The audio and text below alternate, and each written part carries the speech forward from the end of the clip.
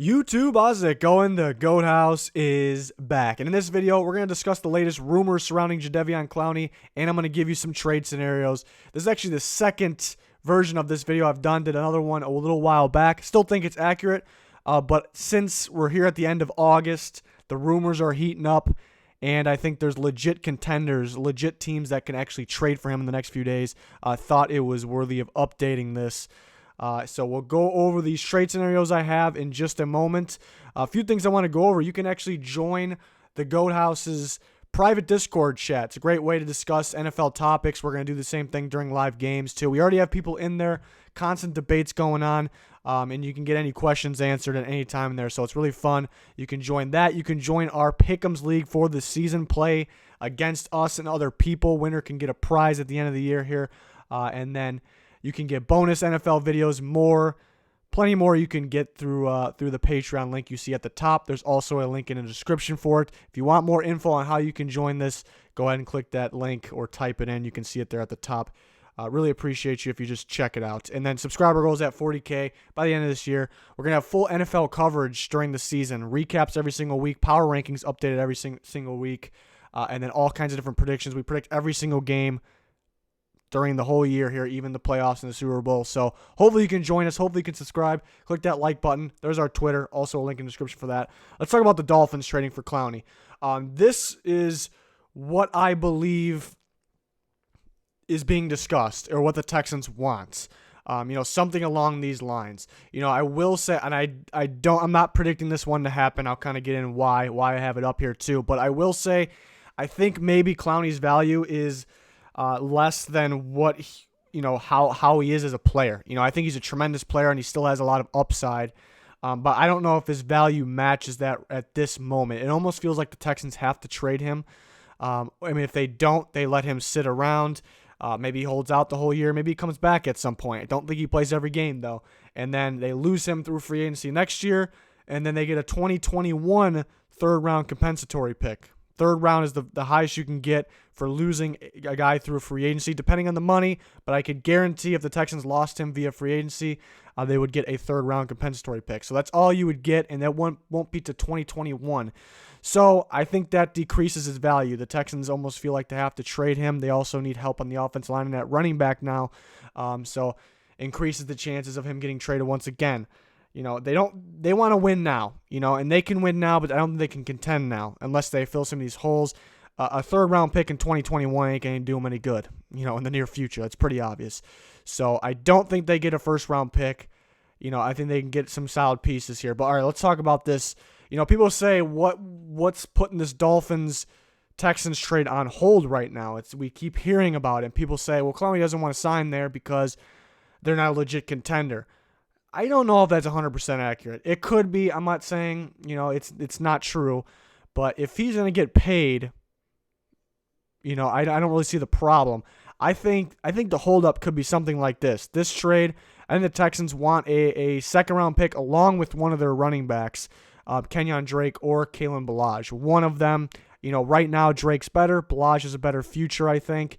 And even though Drake's still young, but Dolphins actually could like Ballage better, his upside, because, they're kind of somewhat of a rebuilding team. I do like parts of their defense already, but I don't think the Dolphins want to give up one of those running backs, because then they're just stuck with really one running back that can play, and I think they really think that could be their 1-2 punch for, part of this rebuild, part of this process here. So I don't think they want to give those guys up, but this is something I would look out for possibly happening, because I think this is what the Texans want. Obviously, the Dolphins don't have offensive line to give to the Texans. I know they want offensive line. They would have one guy, Laramie Tunsil, but it just doesn't make any sense for the Dolphins to trade him. It makes zero sense, so I don't think that's going to happen. But this is what I think the Dolphins are more likely to do. They do have 2 second-round picks this year. They have one from the Saints. I don't think they trade both of those, because I think they have a plan to get their future quarterback possibly, or that might be their plan. Maybe they don't really know yet. It's understandable because they got to see Josh Rosen play. But they want to kind of hang on to at least one of those second rounders, because they may have to trade up a few spots. You don't know. You can't really predict the future. Even the guys in the organization, the front office, people in Miami can't really predict the future there. So they really don't have too great of an idea, I should say. So they hang on to one of those second rounders, but they send a 2021 second rounder. So they get 2 second rounders out of it. And since they don't send both this year's second rounders, I figured, throw in a 6th round or late round pick for Jadeveon Clowney. So quite a few picks there for Clowney. I know the Texans wanted a first rounder. I know the fans want a first rounder. But I don't think they're getting a first round. No, I know they're not getting a first rounder from the Dolphins. That could be a very good pick.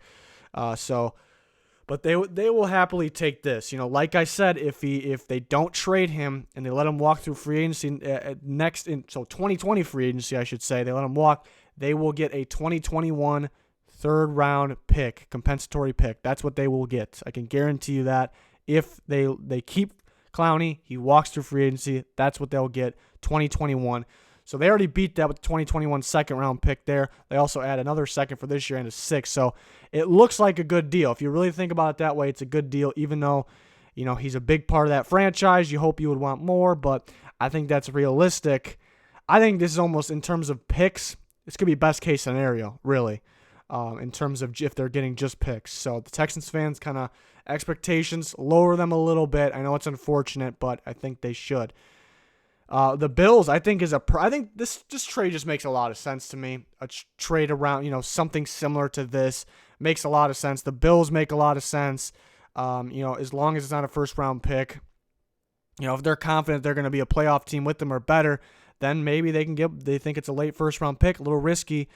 But it makes sense because the Bills kind of just need this extra piece to make this defense go from, I did do my defensive rankings. I ranked every defense for this upcoming year. The Bills were in the top 5, but it can give them that boost at elite status with Jadeveon Clowney. Add him with Jerry Hughes. I already love the linebacker unit. Another thing, I think Clowney plays, that's the great thing about him. I think he can play 4-3 or 3-4. He's currently coming from 3-4 outside linebacker. Easily could play 4-3 defensive end for the Buffalo Bills. Easily. So the Bills grab him. This team gets better. A good amount better, I think, because it's like one of that final pieces of the puzzle. Defense goes from being great to elite, possibly, and they give up some assets here, I should say, but I think it's worth it. You look at the Texans; it's also a good deal. You get that second round pick, but you also get that offensive lineman you can start right now. So, like the Dolphins, I had 2 second round picks and a 6th. But even though Nsekhe, you may not value him at a second round pick, the Bills have the edge here because they know the Texans need an offensive lineman and a guy that can possibly start. So that's why he all of a sudden becomes a little more valuable. And the latest depth chart, which you can't take too much away from that, it is preseason, but the third preseason game depth chart had Nsekhe backing up Cody Ford. So the Bills would like to keep him for the depth. They don't absolutely need to do this. But to get a guy like Clowney, I think it makes sense. And then TJ Yeldon can help the Texans running back situation. I was thinking LaShawn McCoy. LaShawn McCoy actually could. There is a possibility they could deal him. It wouldn't be a bad move on the Bills because, he hasn't really played full seasons anymore anyways, but he's a really good back. They do have Singletary. They do have Frank Gore. So they could trade McCoy. I just think they still really like him as the number 1 back. And it's a little bit of a long shot, but I've back in my mind, I'm kind of thinking it. But Yeldon, they would have no problem trading, and the Texans, I think, would have no problem taking in. They would definitely think he can help. They rather have maybe some of the other guys, but along with like I said, the Bills have kind of that edge, giving him an offensive lineman. His Nsekhe's value goes up because who they're trading him to. It really does. So I think this trade makes a lot of sense, whether it's with TJ Yeldon or not, or with a different running back. I think it makes a lot of sense. Or maybe it doesn't have to be Nsekhe. Maybe it could be a different offensive lineman. I just thought that was one that made a lot of sense here.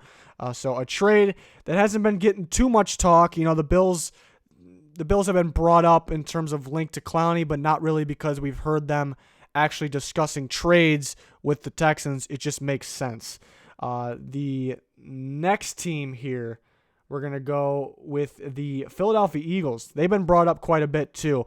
And this trade I like a lot as well because they get a couple picks and they get their running back. The Eagles got a long list of running backs that can play on their team. They don't have an elite guy, but they have a long list of backs that can play. And Josh Adams, who was very impressive last year, could be a guy on the move because I think their 1-2 duo is I pretty much know that their 1-2 duo is Jordan Howard and Miles Sanders, the rookie, I think it'll be Jordan Howard mainly right now. Miles Sanders is the future, but he'll learn with Howard. And they have Smallwood they can throw the ball to out of the backfield. They also have Sproles for that. So they kind of have a mixture of all that. So this could be Josh Adams or Corey Clement. I think Josh Adams, and he can be the Texans' back. He really could. Him and Duke Johnson. It's a guy that kind of has an unknown value because he looked pretty good last year. He does have a small injury concern. He kind of beat up knee there later in college at Notre Dame, the later years. But, it looked pretty darn good last year and still has a lot of upside. So a second, third rounder and Josh Adams goes along. So they don't get their first rounder, obviously, but they get 2 picks there. Second, it's not 2 seconds like the Dolphins either. It's a second, third, and Adams. And then Clowney goes to the Eagles and makes that defense take that big step up. Really, really good addition to the defensive line. And that could take the Eagles from, they're already a Super Bowl contender, but it can just kind of notch them up, bump them up a bit, I guess. And he has tremendous upside, like I said. The only flaw with this is the Eagles cap situation. It's going to be they can still do it. It's going to be very, very tight. They may have to cut some guys or send some guys the Texans' way, or they may not have to. It's going to be, if they don't, it's going to be super tight. They'll be in the negative for right now. But then I kind of just worry about the future mainly. So they got to be darn sure that Clowney's, which I'm pretty darn sure he's going to continue to get better. I mean, even if he stayed the same where he's at, I like Clowney a lot, but he has upside. So they got to make sure their cap situation, and they will. They got to make sure that's set because they're not the team that has the most cap space on this list here of these teams. And then we got another trade scenario here, and it's the Seahawks. And it's a very similar trade to the last one or the last few, really. You have a running back involved. It happens to be another Notre Dame running back. I actually just noticed that now. Former Notre Dame running back, CJ Procise, who hasn't really lived up to expectations, had some injuries early on in his career, and that could be the reason for that. But I still think is talented, but still unknown. He's just kind of a running back body for the Texans, which they need because, the Seahawks are not going to trade Chris Carson or Rashad Penny. They're not going to trade him. But unless they want to throw, if they can somehow make a deal, I still don't think it happened. Long shot, but if they think they can make a deal, a running back for Clowney, one of those running backs for Clowney, I just don't see it happen. But that'll be wild. But Procise along with 2 second-round picks here. So Procise doesn't have a whole bunch of value. So that's why the 2 second-round picks. But then one of them is next year's second-round picks, much like the Dolphins. The Seahawks have two second-round picks. So this year because of the Frank Clark deal. So they hang on to one. So it's basically like they traded Frank Clark for LJ Collier, and they moved around at the end of that first round actually, but I think you get my idea. LJ Collier they gain Clowney. So instead of having the 1 pass rusher, they have the 2. They also really don't lose a second-round pick because they still have one. Basically, if they can send the Chiefs' second-round pick to the Houston Texans, so that it's like they don't really lose one. So it sounds like a good deal. I think the first time I did the scenarios video for Clowney, I didn't really include the Seahawks because they didn't really make sense at first because you just traded Frank Clark to trade for another pass rusher that I'm not really going to compare their skills. Frank Clark's a little better of an actual pass rusher, but in terms of overall game, yeah, you can argue Clowney. But it didn't really make sense. But that was kind of the time where we thought maybe a first rounder or in equal value to a first rounder would be traded. So now that that's kind of went down a little bit, I think the Seahawks are got to be all over this because they have the cleared cap space. It just really depends on how much Clowney wants because they refuse to pay Frank Clark. So where do they value Clowney? That's the question. That's the mystery, and that's kind of the flaw on the Seahawks being a legit contender for trading for him because, yeah, where do they value that? Where do they value him? What is he, how do they compare him to Frank Clark and how they would have gotten paid? It's a little strange, but they did get a first rounder out of Frank Clark. They don't have to give up a first rounder, at least we think, for Jadeveon Clowney, and they can end up, like I said, getting a 2-for-1, having Collier and Clowney, and they do have Ziggy Ansah if he can stay healthy, so it really could be Ansah starting with Clowney, Collier for the future. So that could be something. So those are the main teams I'd look out for. I had more teams involved in the first scenarios video, so if you haven't seen that, go check it out. I don't think it's really, I wouldn't call it outdated or not. It's not accurate or inaccurate or anything. I just wanted to kind of refresh this, update this a little bit, since it's the end of August here, the 28th, and big moves coming ahead, not just for the Texans or Clowney. Every team making cuts, waiver wire pickups, exciting stuff coming. So we'll try to keep you covered on that, trying to get to a lot of different videos, and then preparing for our content for week 1 already, because we got a lot we want to get to each week. That's going to do it for this one. Go ahead and check out that Patreon link. Keep you updated through all the news throughout the NFL, and we'll constantly talk about it in that Discord chat. So if you want to join that, check out Patreon. Plenty more you can join there. Please subscribe. Thanks, everyone, for the support. It's been amazing, and thanks for watching this video. Goodbye.